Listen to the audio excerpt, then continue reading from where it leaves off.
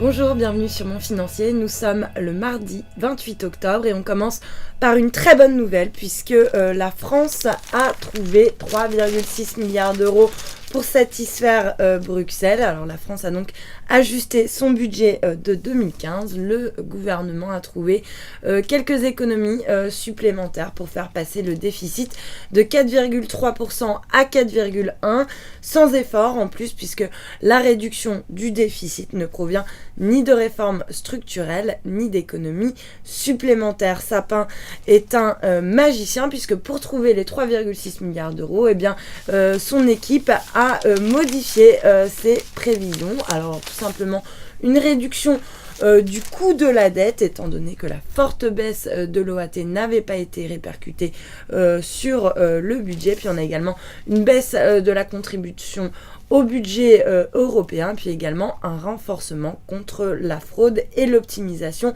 fiscale. Tout cela qui va nous permettre donc de récupérer 3,6 milliards d'euros. La Grande-Bretagne, elle en tout cas, ne payera pas. La Commission européenne a déclenché vendredi les foudres de David Cameron en demandant à la Grande-Bretagne 2,1 milliards d'euros en plus pour boucler donc le budget de l'Union. Une rallonge qui s'explique notamment par les derniers ajustements du PIB britannique, mais Cameron a assuré devant les députés que la Grande-Bretagne, elle, ne payera pas cette rallonge. En France, on fait des économies de bout de chandelle, alors que le trou de la Sécu ne cesse de se creuser. Le gouvernement part en croisade contre la fraude sociale, un phénomène qui ne cesse de prendre de l'ampleur et qu'on évalue désormais à près de 5 milliards d'euros par an. Désormais, les montants des aides et des allocations seront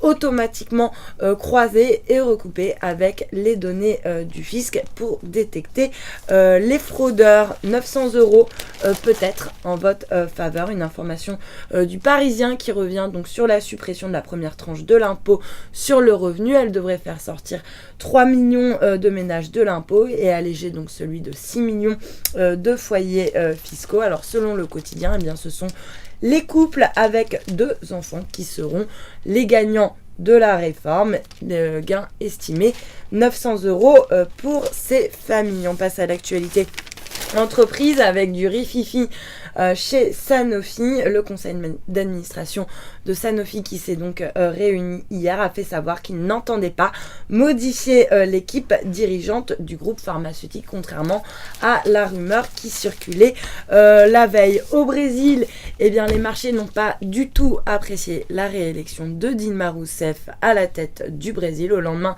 de la réélection donc de la présidente de gauche qui a obtenu un score de 51,6% au présidentiel. La bourse de Sao Paulo a dévissé, une bourse qui a chuté de pratiquement 6%, tandis que le réal, la monnaie brésilienne, chutait également de près de 4% face au dollar pour revenir donc sur ses plus bas de 9 ans. Premier défi donc à relever pour Dilma Rousseff, reconquérir la confiance des marchés.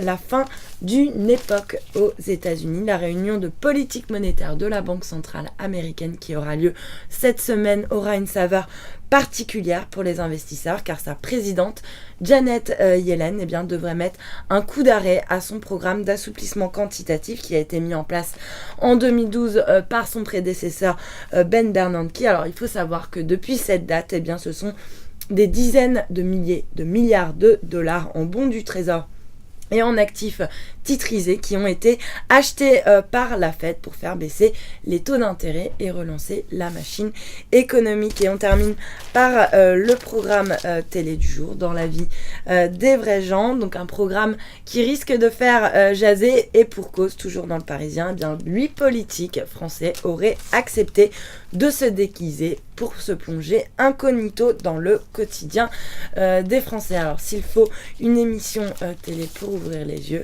où va le monde sérieusement? Voilà pour ce morning du mardi 28. Restez avec nous, très bonne journée.